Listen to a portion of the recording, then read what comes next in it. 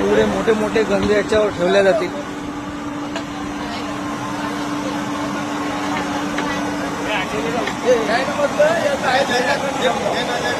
हे आज ज्यांनी भट्टी घेतली ते हे मालक निमकंडे साहेब यांचा पातूर तालुक्यामध्ये प्रचलित असं असलेला लोकसेवा बिचायत केंद्र, त्यांनी आमच्याकडून आज एक भट्टी घेतली आणि त्या भट्टीचा रिझल्ट आपण त्यांना विचारू.